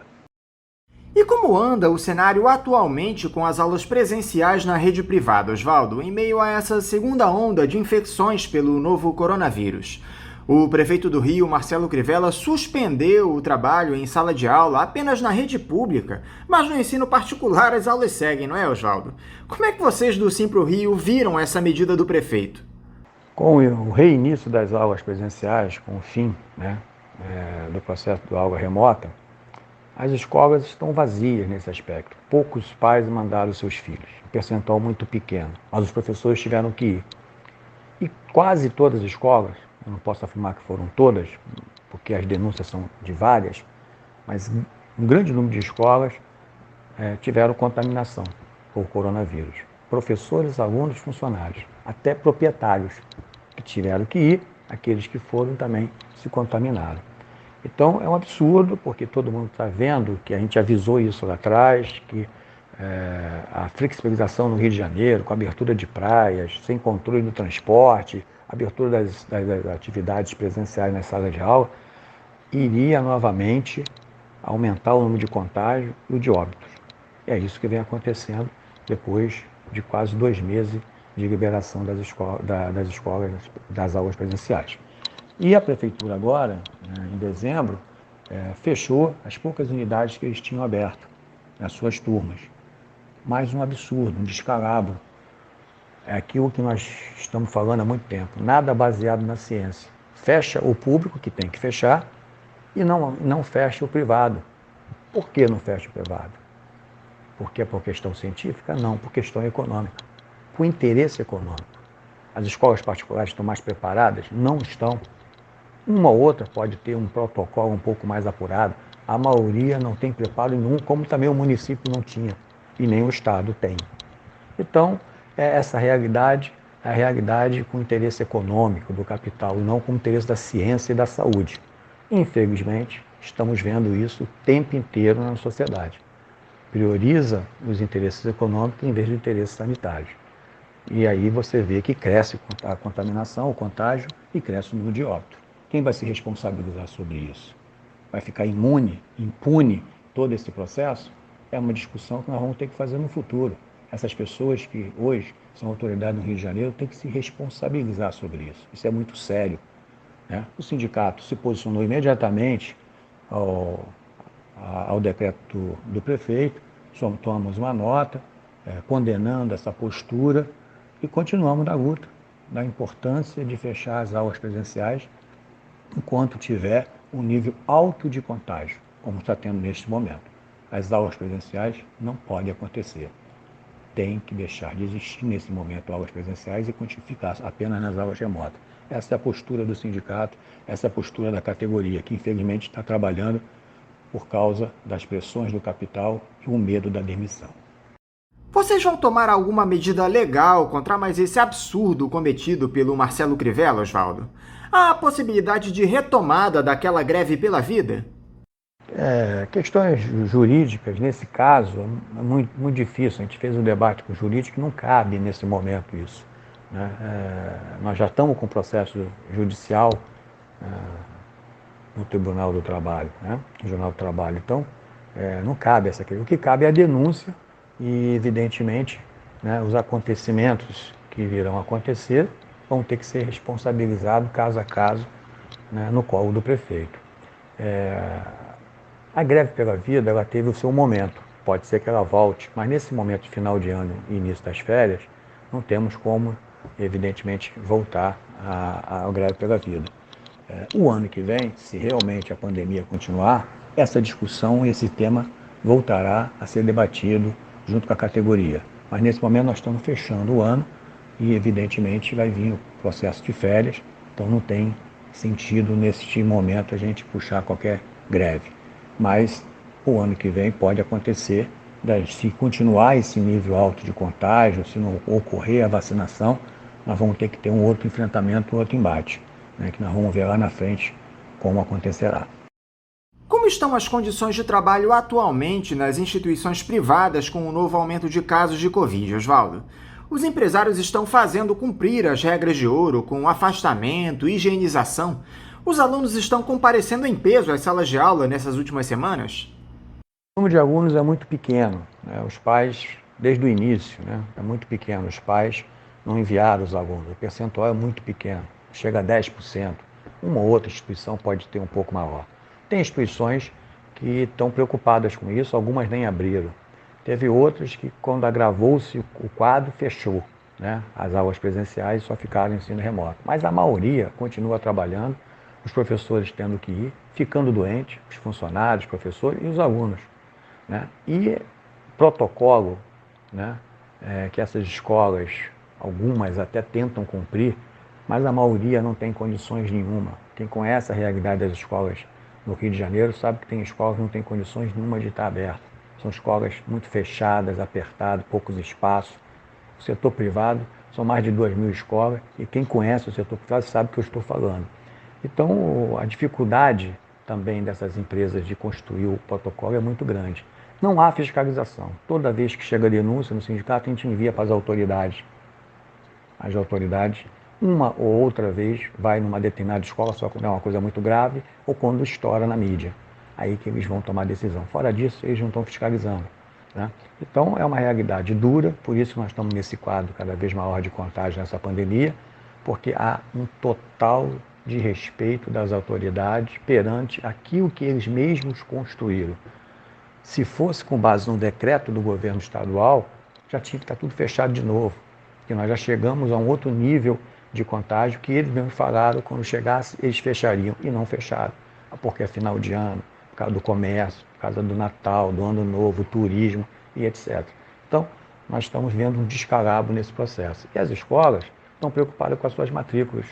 Essa é a grande realidade, a questão é econômica, não é sanitária. E por isso que a contaminação continua, os professores estão doentes, os alunos estão ficando doentes e há um silêncio muitas vezes da família quando acontece isso, porque ela também é responsável por esse processo, porque ela muitas vezes tem que trabalhar e tem que deixar o filho. E quando acontece alguma contaminação, ela também não quer muito falar sobre esse assunto. Então nós vemos um problema sério, né, que a sociedade também tem uma parcela grande de responsabilidade. Vocês fizeram no último sábado uma assembleia virtual com profissionais da educação básica para discutir a campanha salarial, não é isso, Oswaldo? Como é que ficou essa discussão? O que é que vocês decidiram nessa assembleia? A campanha salarial foi para discutir, os debates estão ocorrendo entre o patronal e a gente. O patrão quer, na verdade, reajuste zero. Eles não querem dar nenhum reajuste aos professores e às professoras. Aumentaram em 2009 para 2020, alegam a pandemia que teve muitos problemas financeiros, a gente sabe que alguns tiveram, mas não querem dar nenhum reajuste. E a gente tem a nossa pauta de reivindicação, né, e queremos o nosso reajuste, porque eles já aumentaram. E algumas instituições hoje, a maioria delas, estão reajustando de 2020 para 2021. Né? Então, eles não querem dar. Então, a Assembleia foi para isso. O que a Assembleia deliberou? Deliberou uma campanha de esclarecimento ao pai e à sociedade que o patronal aumentou as mensalidades, mas não quer dar o reajuste aos professores e às professoras.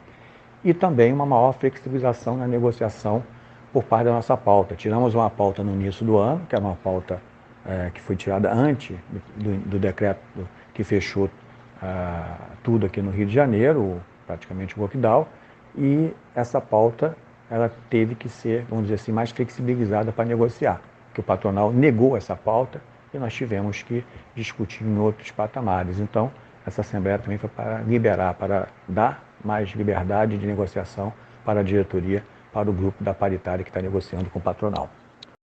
Para terminar, Oswaldo, quais são as perspectivas de vocês do Simpro Rio para o ano de 2021? Na expectativa para que essa vacina contra a Covid-19 chegue no Brasil, com uma nova gestão assumindo o município, você acredita em um ano melhor que esse que está terminando? Dá para acreditar em uma imunização de todos os brasileiros já no ano que vem? 2021 será um ano muito difícil, né? Nós não temos ainda nem a sinalização do início da vacinação no Rio de Janeiro. São Paulo já indicou uma data, não sei se vai cumprir, mas aqui ainda não foi iniciada. Em termos de Brasil, eu acho que os cientistas mais honestos, mais responsáveis, estão dizendo para imunizar 150 milhões de brasileiros, só vai fazer essa imunização em 2022. Alguns cientistas têm colocado isso. O plano do governo é um absurdo, né? Tudo ali que eles fizeram, um copia e cola sem respeito até aqueles que estavam fazendo o debate, assessorando o governo e botaram o nome deles sem autorização. Aqui no Rio, ninguém fala nada sobre isso. Um governo que está acabando, o outro que está iniciando, e o governo estadual, que é o governador que está no lugar do que foi eleito vice-governador. Então, não podemos ser pessimistas, vamos dizer assim, mas também não podemos ser otimistas. A realidade é muito dura e essa realidade não apresenta um cenário positivo para o ano que vem. Então, vamos estar sempre lutando. O sindicato iniciou uma campanha de vacinação já, né, responsabilizando as autoridades, que é a obrigação deles. Né? O mundo já está vacinando, então nós temos que também estar vacinando. O Brasil tem um histórico de vacinação muito importante, é um dos países mais importantes no processo de vacinação e tinha organização e tem expertise nesse processo. Cadê todo esse processo? Né? Então nós temos que cobrar das autoridades, porque os profissionais da saúde são muito competentes e sabem fazer isso. Só que tem que deixá-los trabalhar, tem que dar autoridade para que eles possam fazer o que eles sempre fizeram e não fazer o que eles estão fazendo, utilizando esse momento para a briga ideológica e política. Então, não dá para ser nem pessimista e nem otimista, mas a realidade é muito dura e eu, particularmente, não acredito que a gente, em 2021, vai conseguir, de uma certa forma, imunizar todos aqui no estado do Rio de Janeiro. E, em termos de Brasil, eu acho que o que os cientistas têm apontado é o mais correto, só em 2022. Oswaldo Telles, eu quero te agradecer demais essa entrevista para nós aqui no Faixa Livre. Agradecer também todo o apoio que vocês do Simpro Rio deram aqui ao Faixa Livre ao longo de 2020, tanto com entrevistas como com a colaboração financeira que vocês dão aqui ao programa. Eu quero te desejar também um ótimo dia de trabalho e um forte abraço. Anderson, um grande abraço para você, para todo mundo da equipe do Faixa Livre, para todos os ouvintes. O Simpro Rio tem um papel histórico, ano que vem vai completar 90 anos.